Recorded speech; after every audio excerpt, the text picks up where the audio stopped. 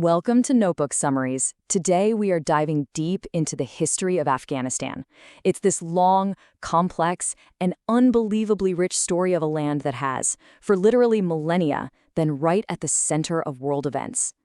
You know, someone once called it the roundabout of the ancient world. And honestly, that just hits the nail on the head. I mean, think about it.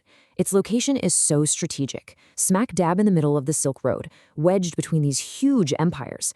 It meant that for thousands of years, everything, armies, traders, brand new ideas, they all flowed right through its mountains and valleys. So to really get a grip on this incredible story, we're going to break it down into 5 key parts. We'll look at the ancient crossroads, the rise of major religions, how the nation itself was forged, the whole Great Game period, and finally, the last century of conflict. All right, let's jump in. Okay, so our story kicks off way back in the ancient world. Now, Afghanistan's geography, it wasn't just a handy shortcut for traders. No, it was a prize, a massive prize for any empire looking to expand. And you better believe the most powerful empires of the day were drawn to it, each one leaving its own unique mark on the land and the people. Just look at this timeline. It's like a who's who of ancient conquerors, a relentless parade. Each one came in and just layered their influence on top of what was already there.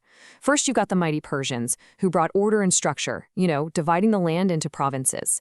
Then, boom, Alexander the Great rolls in, and he famously finds out it's way easier to conquer this place than to actually hold it. And right after him, the Mauryan Empire from India sweeps in, and they bring this huge cultural shift with Buddhism. I mean, we're talking about a legacy that was literally carved into stone. You can still find Emperor Ashoka's edicts there today. It's incredible. All right, so after that long parade of outside empires, something really interesting happens. A new power, the Kushans, actually rises up from within the region. And these guys, they were masters of trade. They brilliantly linked the Indian Ocean to the Silk Road. And just like that, the whole area becomes this buzzing, vibrant commercial hub. And all that mixing of cultures, it sparked something amazing, the birth of Gandhara art. It's this beautiful, unique blend of Greek and Buddhist styles, and it became a huge cultural export, spreading all the way across Central Asia. Just fantastic. So, moving on from the classical era, we see new faiths and new dynasties taking center stage. This period completely reshaped the region's culture and religion. But it also brought one of the most devastating invasions in the history of the world. A real turning point. Okay, so in the 7th century, Arab armies arrive, and with them, they bring Islam. Over time, it becomes the main religion of the region. And this change, well, it paved the way for some really powerful local dynasties to pop up. You had the Ghaznavids, who built a massive empire from their base in Ghazni, and then they were followed by another powerhouse, the Ghurids, who took that empire and expanded it even further.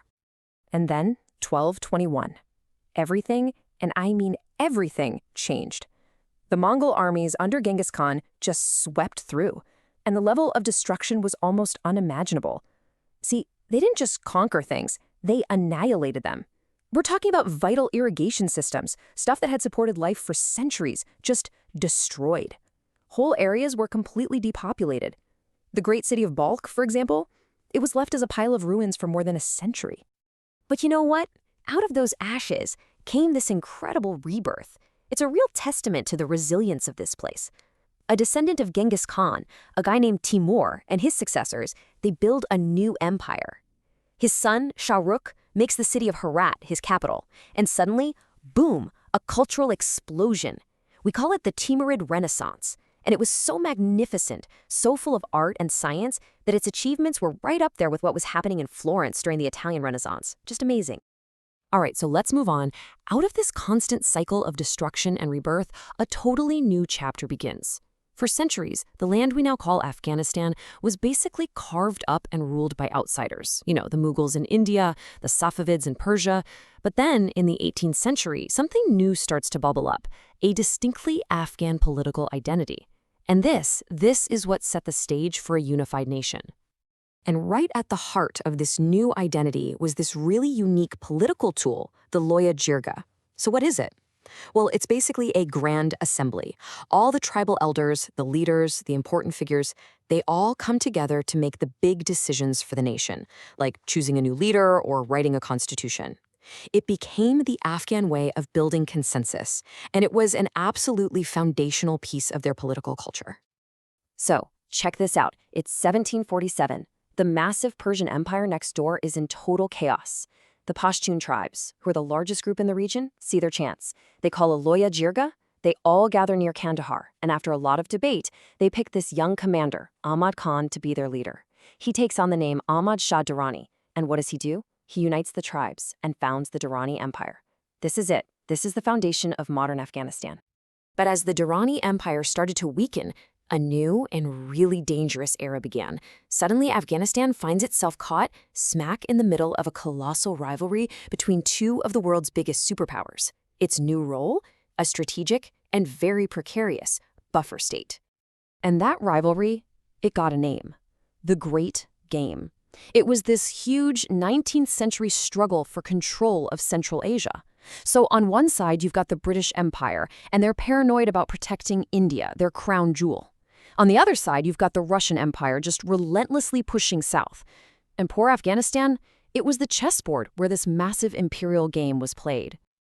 Now, the Great Game wasn't just some polite game of spies and influence. Oh no, it exploded into 3 incredibly brutal wars between the British and the Afghans. The first one? A total humiliating disaster for the British. The second one ended with Britain taking control of Afghanistan's foreign policy. And this is so important. During all this, it was Britain and Russia who literally drew the lines on the mat that became the modern borders of Afghanistan. And they often did it without any real thought for the people who actually live there.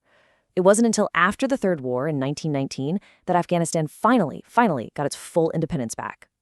Okay, so we're into the 20th century. A century that should have been about modernization, about independence, but what did it deliver instead? A relentless, devastating cycle of conflict. The country was just plunged into decades of chaos, political upheaval, foreign invasion, civil war, all things that are still shaping its reality today. I mean, just look at this timeline. It really shows you how incredibly volatile the last 50 years have been. First, the monarchy that had ruled for ages, gone in a coup in '73. A few years later, the Soviet Union invades, kicking off a brutal 10-year war.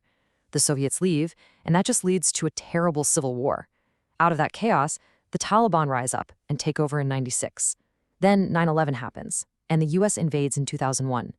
That starts a 20-year war that ends, full circle, with the Taliban back in power in 2021. It's just dizzying. Now, I want you to just look at this number for a second. 1.5 million. And what's truly heartbreaking is that's not the total for all the wars. That's not even the high estimate. That is the estimated midpoint of Afghan deaths just during the 10-year Soviet-Afghan War. The real number could be anywhere from 500,000 to 2 million people. It's a staggering number. It really brings home the unbelievable human cost of just one of these conflicts.